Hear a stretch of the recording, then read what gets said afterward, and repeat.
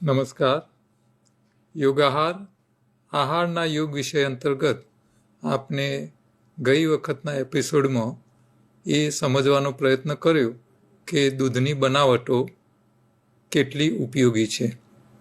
Dairy પ્રોડક્ટ્સની કઈ ચીજોનો કઈ રીતે ઉપયોગ કરવો, કઈ રીતે ન કરવો એ બાબતે આપણે વિગતે સમજણ કેળવેલી.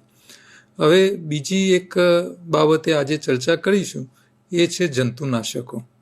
જંતુનાશકોનો ઉપયોગ આજકાલ તમે જુઓ તો ખેતરોમાં સૌથી વધારે થાય છે. પેસ્ટિસાઇડ આપણા દેશમાં પુષ્કળ વપરાઈ રહ્યો છે.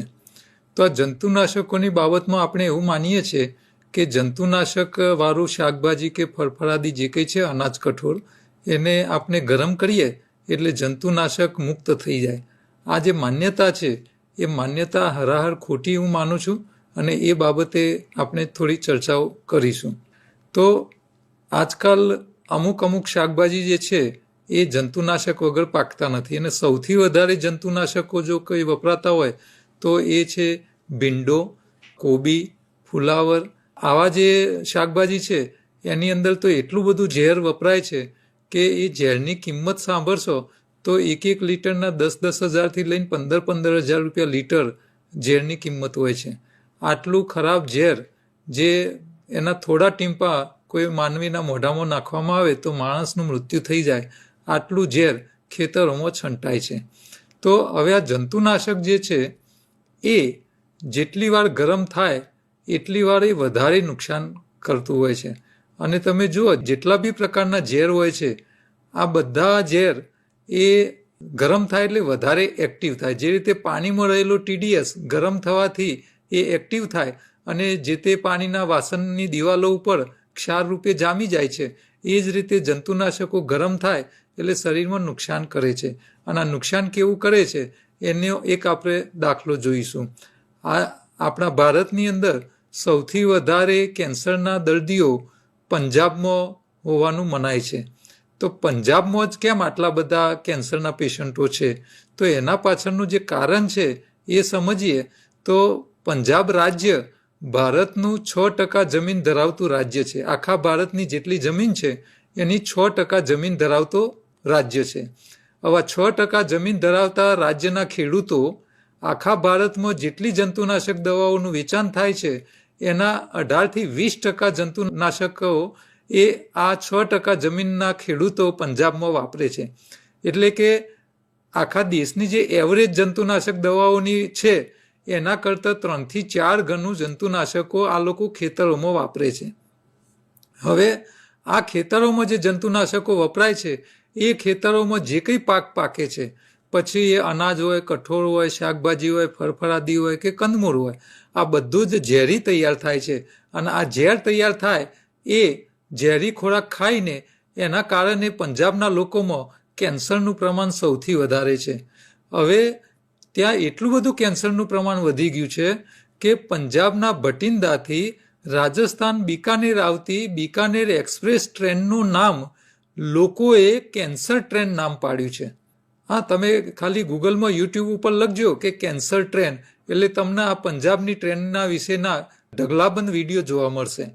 તો આ આટલું બધું કેન્સર થવાનું કારણ શું? કે ભાઈ ત્યાં આટલી 4 ગણી જંતુનાશકોનો ઉપયોગ છે.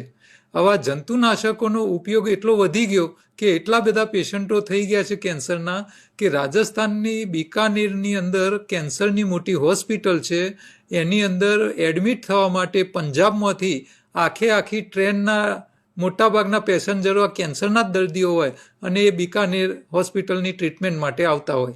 એટલે આખી ટ્રેનનું નામ જ લોકોએ એનું નામ કેન્સર ટ્રેન નામ પાડ્યું છે. તો હવે અહીંયા સમજવાનો મુદ્દો એ છે કે ભાઈ જંતુનાશકોના ઉપયોગથી કેન્સર થાય છે એ વાત તો આપણને સમજમાં આવી, પણ અહીંયા હું બીજી એક વાત જે છુપાયેલી વાત છે એ બતાવવા માંગુ છું. બીજી વાત એ છે કે આ જંતુનાશકોના ઉપયોગથી પંજાબના લોકોમાં કેન્સર થાય છે, પણ એ જ ખેતરો જે ખેતરોમાં આ જંતુનાશકો છંટાય છે પંજાબના, એ જ ખેતરોમાં પેદા થતું ઘાસ ખાવાવાળી ગાયો ભેંસોને કેન્સર થતા નથી, માણસોને કેન્સર થાય છે. તો જેટલા પ્રમાણમાં માણસોને કેન્સર થાય છે એટલા જ પ્રમાણમાં એ જે ગાયો ભેંસો એ ખેતરનું ઘાસ ખાય છે એમને પણ કેન્સર થવા જોઈએ, પણ એ એટલા પ્રમાણમાં ત્યાં થતા જ નથી, એમને કેન્સર થતા જ નથી. તો આ થવાનું કારણ શું, આના પાછળનું કારણ શું? તો મારું એવું માનવું છે કે આ ગાયો ભેંસો જે છે એ ભલે જંતુનાશકવાળું ઘાસ ખાય છે, એ જ ખેતરોનું ઘાસ ખાય છે, પણ એ ઘાસ એ લોકો રાંધ્યા વગર કાચું ખાય છે, અને એના કારણે એ ઘાસની અંદર આવેલું જંતુનાશક એના શરીરમાં જાય છે, પણ શરીરમાં જઈને એક્ટિવ થતું નથી, અને પછી શરીરના સેલ કે કોષ કે ટિશ્યુ સાથે જોડાતું નથી, અને આ જોડાય ના, સંપર્કમાં ના આવે, એટલે પછી એમાંથી કેન્સર થવાના ચાન્સ ઘટી જાય છે. એના સામે માણસો શું કરે છે કે એ જ ખેતરોમાં પેદા થયેલું શાકભાજી, ફળફળાદી, અનાજ, કઠોળ જે ઝેરવાળું છે એને ગરમ કરે છે, અને ગરમ કરીને ખાય છે. એટલે જે રીતે મીઠું ગરમ થાય તો એનો રહેલો TDS એક્ટિવ થઈ જાય છે અને ક્ષારમાં કન્વર્ટ થાય છે, એ જ રીતે આ જંતુનાશકો ગરમ થાય છે એટલે એક્ટિવ થાય છે, અને એક્ટિવ થઈને શરીરમાં જાય છે, અને શરીરમાં જ્યાં પછી આ એક્ટિવ જંતુનાશકના કણો શરીરના સેલ, ટિશ્યુ સાથે સંપર્કમાં આવે છે, અને ત્યાં એ ચોંટી જાય છે, અને પછી ત્યાં આગળ એ લાંબો સમય ટકી જાય, પછી ત્યાં જે નવા સેલ બને એના DNA, RNAમાં પ્રભાવ પાડે, અને પછી એ કેન્સરજન્ય કોષો બનવાના ચાલુ થાય છે. તો જેટલું ઝેર ગરમ કરીને તમે ખાશો એટલું તમારા શરીરમાં એના નુકસાન થવાના ચાન્સ વધી જશે, અને એ આપણને પંજાબનો કેન્સરના દર્દીઓની સંખ્યા ઉપરથી સમજ આવે છે.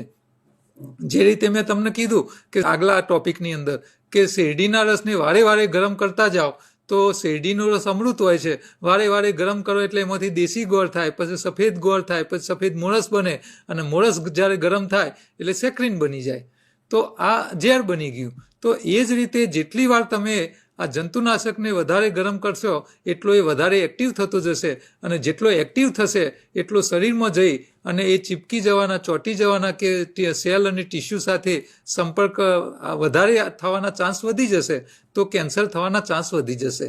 તો આ જંતુનાશકોને આપણે એવું માનીએ છીએ કે શાકભાજીને ગરમ કરીએ એટલે જંતુનાશકનો નાશ થઈ જાય. નાશ નથી થતો, એ વધારે એક્ટિવ થઈ અને શરીરમાં જાય છે. એટલે આ જંતુનાશકોને અમે હરામી માણસો કહીએ. આપણી સોસાયટીના નાકામાં જ કોઈ હરામી માણસ રહેતો હોય તો આપણે જતા આવતા એને ગરમ કરતા નથી, અને ગરમ કરો તો શું દશા થાય તમને ખબર છે. તો આ જંતુનાશકો પણ હરામી છે, એને તમે ગરમ કરીને ખાશો તો એ પછી એ વધારે ગરમ થશે અને તમને એનું નુકસાન કરશે. તો એનાથી બચવા માટે પણ આ ફળફળાદી કે જે કંઈ છે, અનાજ, કઠોળ છે, તો એને ફણગાવીને ખાઓ, એને ગરમ નહીં કરો.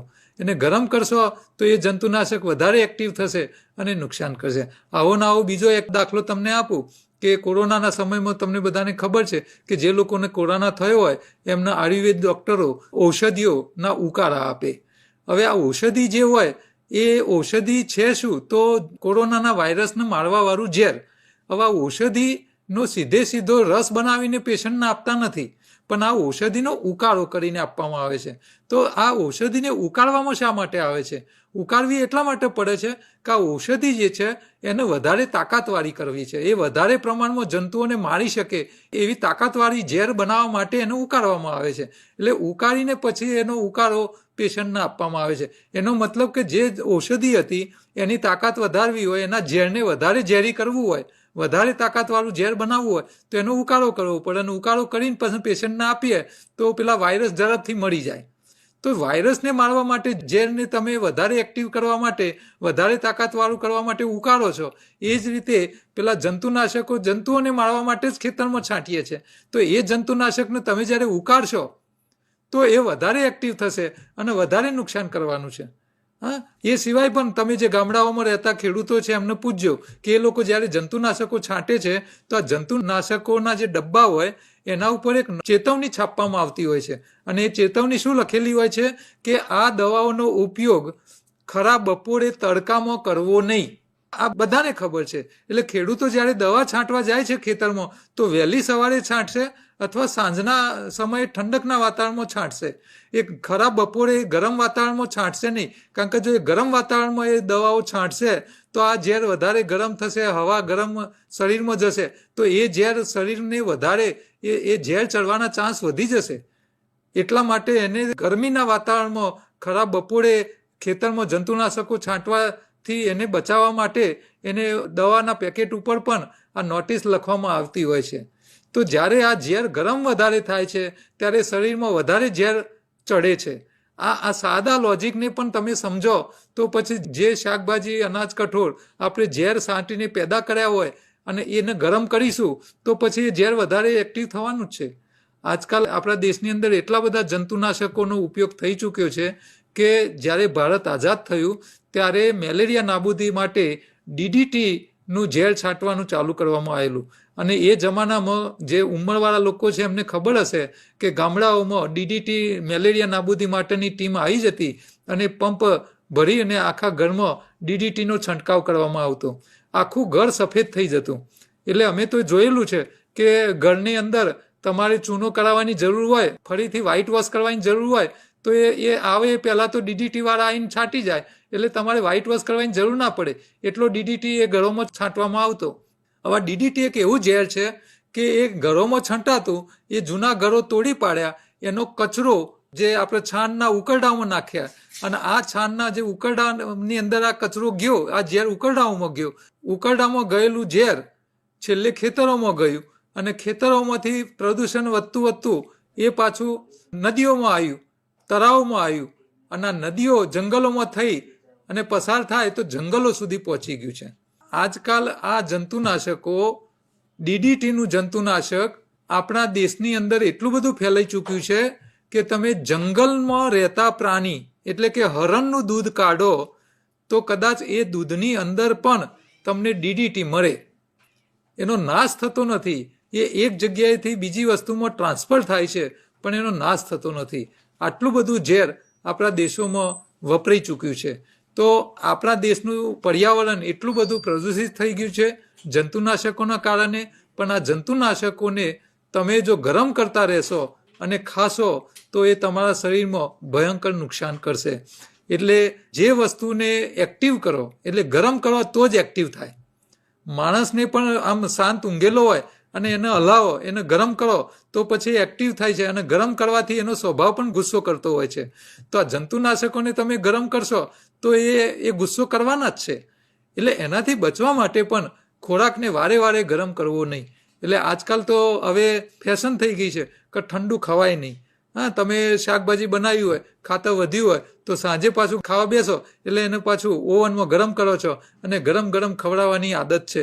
તો આ જેટલી વાર ખોરાક ગરમ થશે એટલો એ ખોરાક ખાવા લાયક રહેશે નહીં અને શરીર માટે ઉપયોગી રહેતો જ નથી અને શરીરને નુકસાન કરે છે. એટલે જંતુનાશક એકલો જ નહીં, ખોરાકને પણ જ્યારે વારે વારે તમે ગરમ કરો છો એટલે એ ખોરાક પણ ખરાબ થતો જાય છે. અને બીજું પણ એક એક્ઝામ્પલ તમને આલું. કોઈ પણ મીઠાઈ તમારા ઘરમાં વધેલી હોય, કોઈ પણ પ્રકારની મીઠાઈ, લાડવા હોય, મોહનથાળ હોય કે ટોપરા પાક હોય, તમારા આ મીઠાઈને શું કરવાનું? ફ્રીજમાં મૂકેલી હોય તો કાઢવાની, એને તમે ઓવનમાં ગરમ કરો, પાછી એને તમે ફ્રીજમાં મૂકો, ઠંડી કરો, બીજા દિવસે ફરી એને ગરમ કરો ઓવનમાં. તમે 3 વાર ગરમ કરશો ને તો એ મીઠાઈ છે ને એ સુકાઈ ગઈ હશે અને લાકડા જેવી થઈ ગઈ હશે. એટલે એમાં પછી ખાવા માટેનું કોઈ તત્વ જ રહ્યું નહીં હોય. એ તમે પોતે પણ પ્રયોગ કરીને ચેક કરી શકો. તો આ જે બધી વસ્તુઓ જે હું તમને કહું છું લોજિક કે ભાઈ જંતુનાશકને ગરમ કરવાથી એનો નાશ થઈ જાય છે, આ વાત ખોટી છે. જંતુનાશક જ્યારે ગરમ થાય છે એટલે વધારે એક્ટિવ થાય છે અને એક્ટિવ થઈને જો શરીરમાં જશે તો એ તમને વધારે નુકસાન કરશે. એટલે આ જંતુનાશકોથી બચવા માટે પણ જો તમે આ ખેતરમાં પેદા થયેલા પાંદડા છે, શાકભાજી છે, ફળફળાદી છે, એને કાચા જ ગરમ કર્યા વગર તમે ખાશો તો એ નુકસાન નહીં કરે અને એના ફાયદા પણ થાય છે. એટલે આમ તો જંતુનાશકવાળો ખોરાક ફાયદો ન કરે પણ નુકસાનથી તો તમે બચી શકો છો. એટલે હવે સરકારો જાગી છે, સામાજિક સંસ્થાઓ જાગી છે અને પ્રાકૃતિક ખેતીને પ્રમોટ કરવામાં આવી રહી છે કે ભાઈ દવા અને ખાતર વગરના પાક ખેતરમાં લેવા અને પ્રાકૃતિક પ્રોડક્ટો જ હવે ખાવી. તો જંતુનાશકોની અસરો એને ગરમ કરીને ખાવાથી વધારે થાય છે.